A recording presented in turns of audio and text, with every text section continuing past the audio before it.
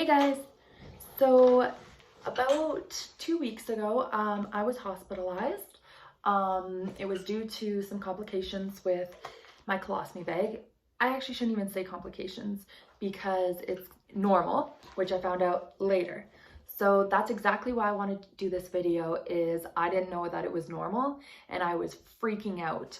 So I want to show you guys and tell you guys, just in case it happens to you, that it's okay. Don't freak out. But I am glad that I went to the hospital. So about a year ago, at the end of April, I decided to get the colostomy bag. And oh my gosh, for the last year, it has been phenomenal. I don't have to worry about crapping my pants. I don't have to worry about 2 to 3 hour bowel routine 3 times a week. I don't have to worry about sudden accidents or anything, whatever. All the negative stuff that comes with doing bowel routine and all of that. So actually, I've been able to go and travel. I went to a wedding last year. I was able to stay for, I think, a week, and I could have stayed as long as I wanted. I can go wherever I want. I can go to work and go to school at any time. I don't have to base it around bowel routine. Yeah, it's been amazing. And another thing is that I can actually empty it all by myself and clean it and all of that, which was another worry of mine and another struggle I dealt with when I did bowel routine and stuff. Like when I would have accidents, I couldn't clean that up myself. So I was worried that like when I would get into a relationship or my husband or whatever, that they would have to do my bowel routine, help me clean up and all of that. So this has just been phenomenal and gave me a lot of independence back and a lot of peace of mind. But I don't regret going through, so if I just got it last year, 4 or 5 years of that bowel routine, of those accidents, because getting this has taught me to be grateful. And I learned a lot of valuable lessons. And yeah, I would have never known or been the person I am today if I hadn't gone through those struggles. And I can sit here and tell you and help other people with my experience. So no, I don't regret that one bit.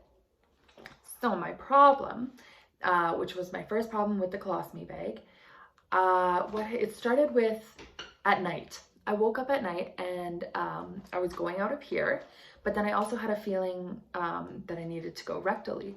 And I get that feeling sometimes when this bag is super full, and I have actually passed gas rectally. Sorry, I should have done a warning trigger or whatever, but this is going to be a lot about bowel movements. Oh no. Okay, good. Okay. Yeah, so at that point I didn't think anything was wrong. So I woke up and I changed this by myself. And then I had to do it again and again. And I was like, oh my gosh. So I just kept going and going. Then weirdly, I felt like I went, some stuff came out of my backside, and I haven't passed anything back there in a year. So I was like, nah, it probably was just my mind.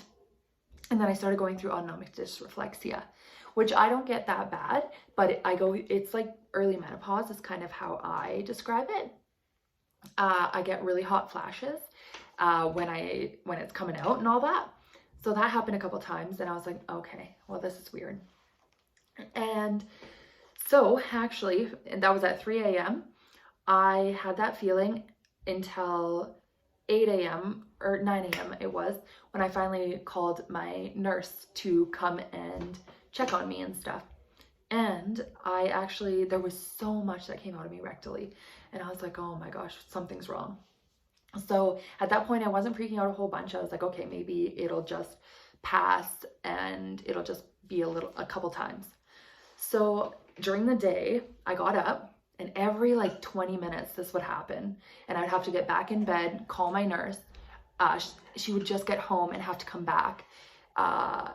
Yeah, so that was a problem. At that point, I called the dude who did my surgery, and he's like, oh, this is normal. You usually pass mucus every year, 6 months, whatever. but it wasn't mucus. It was actually liquidy crap, lack of a better word. And so I was concerned, but I was like, fine, he's the professional, I'm gonna believe him.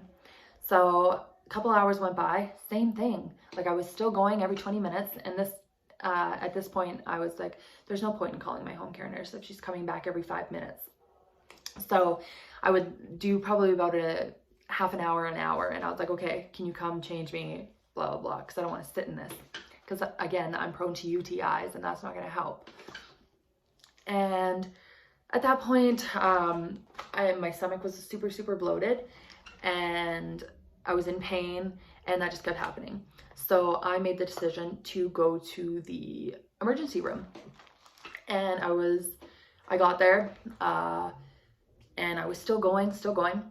So they put me in a bed. I got to see a doctor, and he said, like, he talked to my surgeon and all that, and did some blood work. Oh, I'm not very good with medical terms, but they did find some issues. And so he was like, okay, so we're supposed to just monitor you, make sure everything's going good. But I was like, I can't live like this. I can't be at home and have to call somebody every 20 minutes. So they were like, we'll admit you. And I'm actually really happy with that decision. But at that point, when I was told that I was getting admitted, I hadn't been admitted to the hospital in 5 years. And the last time I was admitted, I was there for 6 months and 25 days. And I was not happy. I was overwhelmed with shitting my pants. Holy man, didn't know I was gonna get emotional at that point. And I just let it out. I cried and cried and cried. But I snapped out of it like 20 minutes later, and I was like, okay, this is my life. It's what I gotta do. And I kept saying like, okay, it's gonna get better. It's gonna get better. So I was still going out rectally and all that. So I had to get changed like every 20 minutes, but I was at the hospital. So this is the nurse's job. So I felt a little bit less guilty about having my home care lady come back and forth, that the nurses were able to help me. And I received the best care in the emergency room when I was admitted, all of that. And due to COVID, I hadn't had much people interaction as I was isolated into my house. And so as the silver lining, that was amazing. I connected with the staff in the emergency room, the cleaning staff in the emergency room, any human that would walk by my room, because I always leave the curtains open so that I could talk to people. I'm just like that. Oh, and so I can people watch, of course. So that was really good for my mental health, actually. And I've had some really good conversations and learned a lot, and yeah, so that was pretty cool. And they let me order pizza, and I got to share my pizza with the staff and the cleaning lady. So that was, I'm sorry, I forget her name, but they were phenomenal. So when I was admitted, I went upstairs to my old home, floor 5, and got to see some old nurses that, not old nurses, Pam would kill me, so would Michelle and Tammy. Not old by age, but like that I was with 5 years ago. Anyways, that was nice. So from 3 a.m. that morning, I ended up crapping for, I think, 2 to 3 days after that. And then what had happened was I was constipated. So one of my nurses decided to give me a suppository, and I haven't had a suppository in a year. So I was like, oh, fine, whatever. And after the suppository, everything came out. I think we got the suppository at like 1 o'clock. I didn't finish it until like 5. But at that point, all my crapping had stopped. We got everything out, and I wasn't going rectally. Then after that, around 6, I started bleeding, like pooping out blood from my colostomy bag and rectally. And that terrified me. I have worst case scenario anxiety, and I'm a hypochondriac. So I was like, oh my gosh, I'm dying. This is awesome. Great, great, great. Lived a good life. We're going out with a bang. And so I just had given up. I was freaking out, and my nurse Glory helped me calm down. She's like, oh no, it's okay. There's not a lot of blood. You're fine. You're fine. And that went on for about a day, but like I didn't bleed a whole bunch. And my doctor and my nurses decided or concluded that that was just irritation because I hadn't had much going on down there as is, so they were probably just irritated.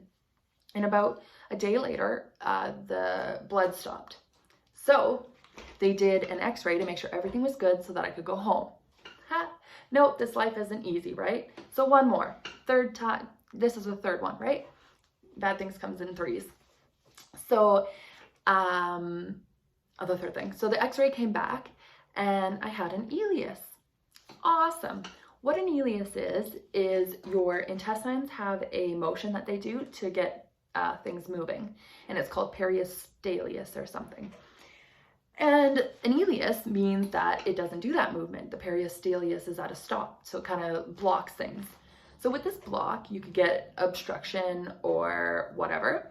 The worst case scenario, because Tammy told me and she didn't want to, but I made her and I wish she didn't, is that if the block is so intense, it can start blocking all the way up your intestine, through your stomach, and then all the way up your throat. You want to know what happens at that? You start vomiting up green stuff and then poop. Yeah. So I was like, oh no, that's not happening. So I asked her what I could do to prevent that and to fix this ileus so that I could go home. And she's like, because I'd been sitting in a bed for like 2-3 days and didn't get into my wheelchair at all. And so she's like, all you can do is move to get everything going. So her and another nurse got me into my chair, and I spent an hour going around the ward, and COVID right now, so I couldn't really go anywhere else, and I had my mask on. I was literally just going around and dancing like this, trying to get things moving, going like this for an hour. And it was like, I think 8 o'clock at that point at night. I did that for an hour. And then when I got back to my room to do extra, to make sure everything was good, Tammy gave me a laxative. And I took one, and it was about an hour or two. Nothing happened. So I took another one. Nothing happened. So I was freaking out a little bit, low key, but I was like, okay, all good. I don't feel vomity. This ain't happening. Okay, then 6 a.m. rolls around. I'm like, oh, I have to go. How exciting. So I went, and then I went, and then I went again, and again, and again. I literally crapped from 6 a.m. to 8 p.m. that day, whatever. So 2 laxatives. It was unreal. But after that, we did another x-ray. Ileus was gone. I hadn't gone rectally, and I call him Noah. Fun story there. I got the surgery. I'll try to do it really fast. Got the surgery, and this is real fast, Keisha. I can't think on this moments. Okay, I got the surgery. When I came out, my mom had got me it's a boy balloon, just for fun. So I went on my boys list of names, because all girls have a baby list in their phone. So I picked a name, Noah. So my little stoma is named Noah. Okay, where was I? Okay, so Noah's working properly. All good. So that would have been May 11th when we got the thing that everything was good. My birthday was on May 12th. So I was keen and determined to get out on May 11th. So I didn't have to spend the night in the hospital, my birthday in the hospital. And then this was another breakdown moment. The doctor, phenomenal, amazing, Dr. Maxwell. She came in, explained some stuff, I made Tess call her because I wanted to go. And they wanted to keep me overnight just to make sure everything was good. I had a mini breakdown, bawled my face off, and then, So later on that night, I realized that was a good thing. I ended up feeling vomity later and not very good. But that was okay. I ended up being all right. But Dr. Maxwell actually came back that night because she felt so bad and was like, I came to discharge you. And I was like, oh, joke's on you. I've had 3 hours to think about it and come to the big picture that it is a good idea that I stay here just in case something else happens. So I was like, don't worry about coming in early tomorrow, because she was going to do that too to discharge me for my birthday. And I was like, I'm sorry. And then she helped me prescribe some drugs because I wasn't feeling good and all that. It was amazing. I finally got discharged the morning of my birthday. Maxwell came and discharged me. She was great. I had amazing care. silver lining to it all, it's normal. I shouldn't have had poop up there, but I think that might have been from pre-surgery because I didn't empty myself. So that could have been in there for like a year. I don't know. I'm going on that. And I talked to another lady, only one person responded to me. So I want this video to help anybody else who's going through this. It's normal. Don't freak out. It's okay to bypass mucus. It'll be a couple days, I think she told me, and then you're good for another 6 months. And I think that is 100% worth it. My experience within, I think I was in the hospital for a week. Totally worth the surgery, 100%. I would not go back. Yeah, so that's exactly why I wanted to make this video. Yeah, I think that's about it. If you have any more questions, just leave a comment, and yeah, thanks for watching. Bye.